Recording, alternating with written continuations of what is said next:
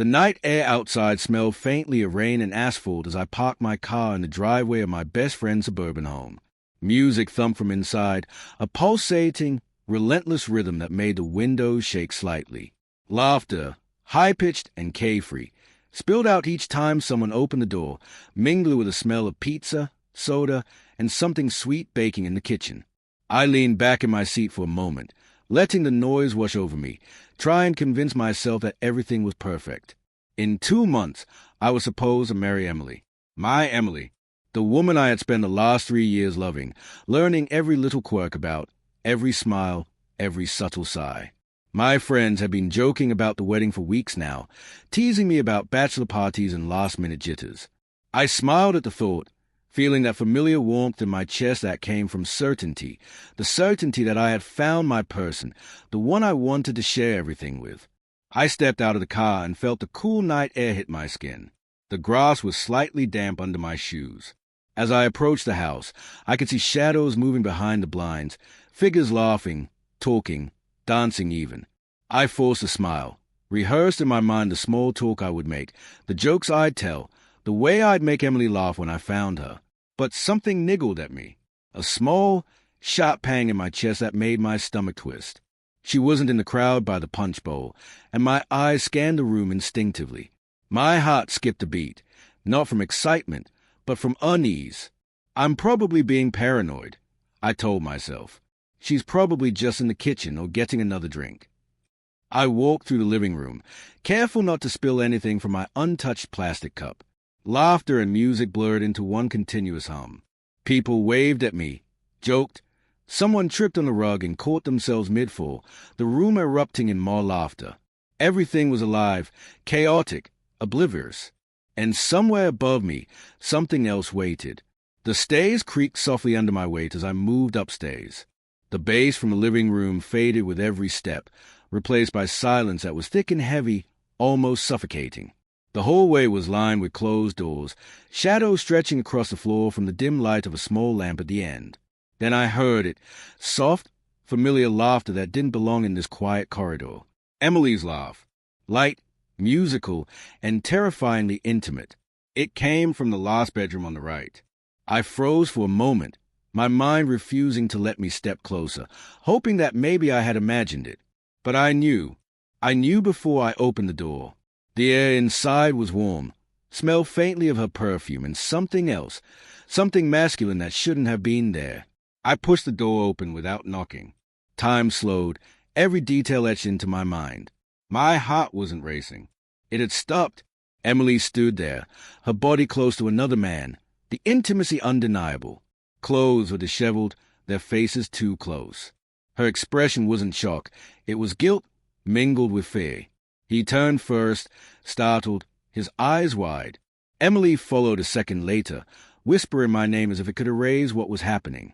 I didn't scream. I didn't demand answers. I didn't even cry. I simply nodded, closed the door gently, and walked away.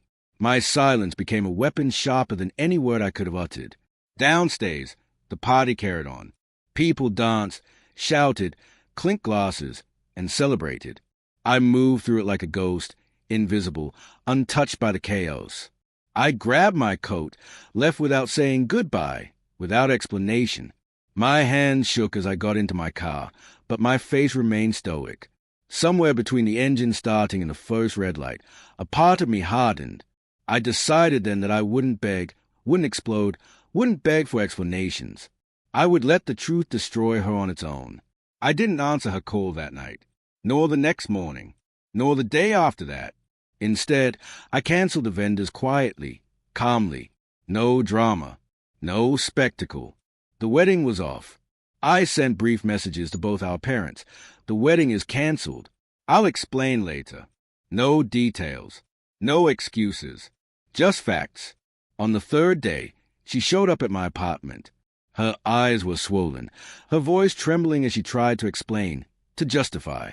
She called it a mistake, drunken confusion, a lapse of judgment. I listened silently, letting her words wash over me without interrupting. And then, calmly, I told her I had already packed her things. Boxes lined the doorway, neatly taped and ready. Her reaction was explosive. Screams of anger, disbelief, desperation tore through the small apartment. She called me heartless, accused me of throwing away years of love for one night. I looked at her, steady, and finally said the words I had been holding in reserve. "You didn't lose me that night," I said. "You lost me the moment you thought I'd never find out."